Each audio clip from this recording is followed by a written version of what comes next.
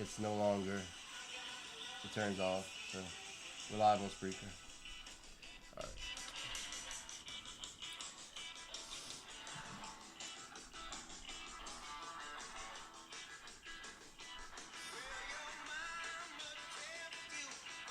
Good with it?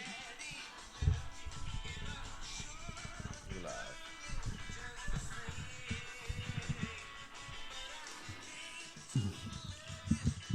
Oh, in front of my face. Good with Spreaker, man. Good. Spreaker looking tough. Spreaker been going. I'm just waiting. Spreaker folks in the house or what? They're here, huh? Folks, you can holler at them. What's up, Spreaker? What's going on? Coming on Facebook as well, guys. The Twitter folk will see as well Well, not in the only, coming seconds. Well, Spreaker is just an avenue of getting us to. Well, Twitter yeah. and YouTube. You know, but we got to represent them, man. Gotta You know that. We got to represent them. Yeah, YouTube, Twitter, all that good stuff, man. You're not getting any nudes. Oh, We're wait, live. what? Welcome live. Back Saints at and it, Sinners. baby. Saints and Sinners podcast, post Super Bowl edition. Yeah, we got a website. People need to go. We check do have a out. website, y'all. The website is tailgate504.com. Lots of sports stuff, lots of entertainment stuff, music. We're big on all the stuff locally here in the 504, man. We got a little bit of a worldwide view, but we're doing a lot of the local scene as well. A lot of good shit's going to be coming up. Mardi Gras season is here. I know you got to experience it a little bit firsthand, but before you give any of that information, you got to tell them what day we're working with. Oh, it is. It's a new month. It's February. A lot of cool stuff happening in February. We'll be telling y'all about that shortly. Still not but March. It is February 3rd, 2020. Get your eyes checked, my people. Oh, goodness. Yeah, brother. We caught a Super Bowl game last night. Before we get into the Super Bowl, though, and all the cool shit that's going to be coming around here in South Louisiana in the next coming weeks, there's some award designations. We were on our last pod when Brandon Ingram was actually being announced as an All-Star. So we want to say congratulations to Brandon Ingram. After what he went through in the offseason, a lot of people forget about the blood clot situation with his arm. There was a little concern about his playing future. But Brandon Ingram, All-Star, averaging right at 25 points a game. What we got? We have Patrick some. Brown had a comment. He said, Is Dance he a said Bear one of his- awake? he said one of his buddies, he might dance as a bear every once in a while. One of his buddies said that by the time Mahomes gets his 5th ring, the league will figure him out. Yeah, I don't think that's working too well for my fellow partner, one of our guys in our Who Dat podcast, the Dancing Bear, man. He basically thought that Patrick Mahomes would be figured out after last year. That didn't work out too well. That aged badly for him. As Patrick Mahomes is the Super Bowl MVP, 286 yards, 3 touchdowns, 2 in the air, 1 on the run. But real quick, before we get into the Super Bowl, I just want to say congrats to Brandon Ingram. We still have Kobe in our hearts, on our minds, him and his daughter and the folks that lost their lives. We're not just going to move on like it didn't happen. We're going to keep appreciating what went down. And one thing I'm really enjoying, honestly, is tuning into a couple games since that happened. It seems like a lot of teams, a lot of players individually as teams, they're playing really hard Good choice, right now. yeah. Really, Damian Lillard the other they're night. really Lillard, showing that yeah. that mentality, to Yeah. play hard, because let's be honest. People are inspired. There I are mean, 82-game seasons. as There are a lot terrible as it there are a was. lot of games where guys are just going through the motions, just trying to get through Yeah. another game. But just to see, across the league, a lot of people playing really hard. Their best effort, A yeah. lot of people putting their best efforts. Absolutely. You just got in to. time for the second half of the season. Yeah, like you said, there's nothing really good to take from that situation at all. Obviously, it's an absolute, tragedy in every which way. But you do see players, and I think it's paying homage to Kobe. You see a lot of these guys in post-game interviews saying, that's the way he played. So we're going to do this. So, I mean, in a weird way, like I said, you try to search for any silver lining whatsoever. There really is none in this situation. But the players, like you said, what they're doing, their efforts, and paying homage to Kobe, I think that's pretty wonderful myself. The situation is what it is at this point. I mean, it's Yeah. Oh, yeah. It's really just even still hard to talk about, but just seeing the celebration. Yeah. No, it is. It people is. just enjoying doing something they love. Well, we also got to give some props to Michael Thomas. Michael Thomas, only the second wide receiver in league history to be named Offensive Player of the Year. That's a surprise to me when you think of, we know the other one's Jerry Rice. But when you think of Calvin Johnson, Marvin Harrison, some of the all-time greats, you know what I mean? Randy Moss, man, that's pretty special that Thomas is the second guy ever to get that recognition. And, I mean, that's pretty crazy. And hopefully, I mean, not to even switch gears, but hopefully the Saints can find somebody to pair up with him so that it doesn't go in vain in the playoffs when, you know, everybody's game plan is to stop Michael Thomas. Right. You know, it's funny you say that, and I think that's a little bit of the difference with the Houston Texans this past year. You know, not to get too deep into that, like you said, but Kenny Stills was a nice pickup for them. You know, it wasn't a trade for us, but it was a good trade for them. They had the cap space to work with. Stills, and then, you know, Will Fuller, when he was healthy, did play, you know, significantly better. It's been a while since Stills was part of the Saints organization, but how much would a Stills have helped the Stills, Saints? Yeah, and then Will Fuller is like a rich man's version of Ted Ginn Jr., basically. Stills, I mean, is there any doubt that he would walk on and be like much better than any? Oh, absolutely, absolutely. Even factor in a Jared Cook. And we're going to get in, you know, like, now that we've kind of given homage to the awards, you know, we wanted to represent Michael Thomas, represent Brandon Ingram and what they accomplished. But going into the Super Bowl, you know, let's talk about the Super Bowl. Obviously, the Pels lost a heartbreaker. You know, before the game, it was a great game, but fourth quarter defense was bad. I don't think they spaced the floor well in the fourth. Missed free throws, 4 missed free throws inside of 2.5 minutes. Well, you know, we got can't win games like that. Order, and I know we're all over the place, man. But the day did start that way. The day 1 o'clock start, ABC. A lot of Pelicans fans all over Facebook were really into that game. James Harden really lit us up. I mean, I thought he did a great job with Westbrook, but Ben McLemore cannot score fucking 20 points. That was a problem. They really did a nice job on Gordon. You know, I'll tell you one thing. Zion was a man, dude. He owned PJ Tucker. I'll tell you one thing. That team has so much defensive upside. I definitely think by the end of the next year we can be talking about a top 5 defensive team. I hope so, man. In the whole NBA, because you can see a lot of guys individually.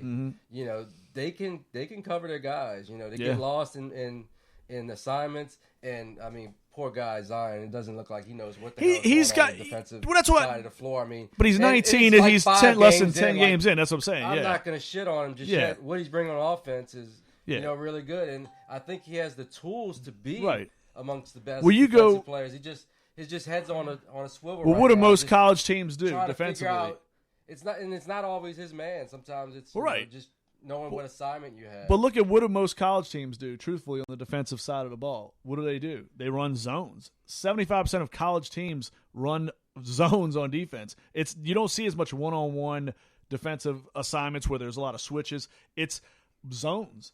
Go watch any tournament game. You know, March Madness will be here in a few weeks. You know, it's so much zone in college. So for a 19-year-old kid going to the next level, playing a different style of defense, you know, it's going to take some time. I mean, I saw people ragging Zion's defense. I'm like, man, it's going to take some time. He's a willing defender. He's got the raw ability. I think the footwork is there. He's still getting into shape. But, man, PJ Tucker's no slouch defensively, and he flat out overpowered that dude, made him his bitch in the paint.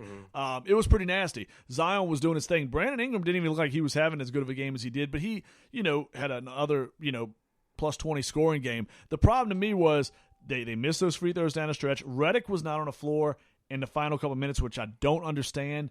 JJ wasn't having a great game, but Alvin Gentry has to know, hey, this is my oldest player. This is a veteran that can space the floor. My other guys are struggling to make shots. My young guys are taking contested deep shots. I need a floor spacer to get the pressure off of them to maybe open up a Brandon Ingram one-on-one on a drive or Zion on a post. Redick would have been the ultimate floor spacer right there. I don't see how you close the game with Redick not on the floor. Even if he's having a shit game, he needs to be out there. And Gentry needs to realize that.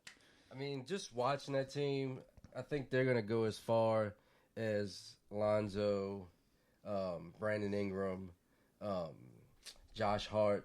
If they can space the floor with the 3-ball, Zion's just going to have so much space. You know what Redick's going to bring on a pretty consistent basis. You know you have a really good shooter there. You're going to need one of those other guys to just become a little bit more consistent from the three-point land and do it in the fourth quarter when you need those shots to go in. That isolation. That's where I want Redick. That's where I want Redick. You know what I mean? How clutch is Redick with the 3-ball? That semi-ISO Ingram, I kind of cringed Because that I don't like that at all. Almost never goes in. It's not. It's like a desperation three where you walk right into a three with a guy running at you. It's a contested shot. It's no rhythm. There's no rhythm to it. Nobody else touches the ball either. No, it's not good. I mean, that's why a lot of guys like Steve Kerr back in the day, shot when that shot happened. Yeah, you need to be a catch and shoot situation. A catch and shoot is one of the best situations for 3-point shooters, unless you're Steph Curry. I mean, Curry could do just obnoxious shit from beyond the arc, but.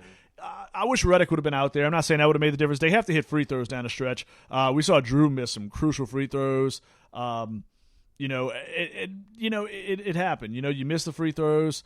It didn't work out well. 4 missed, I think it was, in the last 2.5 minutes. And that was a big difference in this outcome of this game. I mean, if you make those free throws, even Doris Burke alluded to it, who I think is one of the best announcers, maybe the best basketball announcer, oddly enough. I thought she does a tremendous job. She's on top of her game. She is. She's money. But she made that point. She's like, you make those 4 free throws at that point, right around a minute, this is a whole different game. The missed free throws make you change your style. You start settling for the 3 instead of thinking about the 2. You could have had Zion on the block, but you had to eliminate that. And Houston knew that defensively. They were pressuring the outside. They were getting all those contests on the 3-point shot. We have a counterpoint from Mr. Patrick Riley. He disagrees with having Redick on the floor. He's telling me that Josh Hart is the best rebounder in that small ball lineup. I like him, but I don't think I agree there. Hart's probably a better defender. Hart's got more hustle, but to me, I don't know. There's no way I could take Redick. Who else is like he's a decoy. To me, Hart or Redick in this situation. I like Hart more. Somebody else that can I love Hart, but to me, it's got to be Ball. It's got to be Holiday. It's got to be Redick. You can run those 3 guards because you're not going to see a 5 on the floor in the final 2 minutes of most games. The floor good enough, and Riley's also saying a lot of teams are running zone against the Pels right now. I see a little bit of the zone as well. But to me, and I'm not against Josh Hart. I think I think he's he has more heart than most players in the NBA, and he can hit the 3-point shot occasionally. But to me, if I'm just going on the sharpness, the precision of the 3-point shot, a guy that's really going to attract defenders, they're going to give Hart that open look. They're not going to give that to J.J. Redick. And if Redick can clear it out for somebody else even, that's what I'm saying. Even if Redick's not hitting that key 3, I think he's going to open up Zion on a block one-on-one. I think he's going to open up Brandon Ingram off the dribble or Drew off the dribble. If you have those 3 scoring options, if you have Zion on the block, one-on-one with anybody, if you have Ingram with his length off the dribble, and if you have Holiday with his efficient, behavior off the dribble, Drew has a tendency to finish great with the left hand. He's powerful. He can back down a lot of these guards. I'm looking at those scoring options. To me, Redick don't even have to be the guy shooting the ball, but him out there, I love Josh Hart, but I just don't think Hart's going to warrant that same respect that Redick is sitting out there in the 3-point line. Hart would have to hit 40% of his 3-point shots for him to replace Redick in the lineup. That's my thing. I agree completely. I think if that happens, Hart's a great player. And if that happens, then Redick becomes a great trade asset.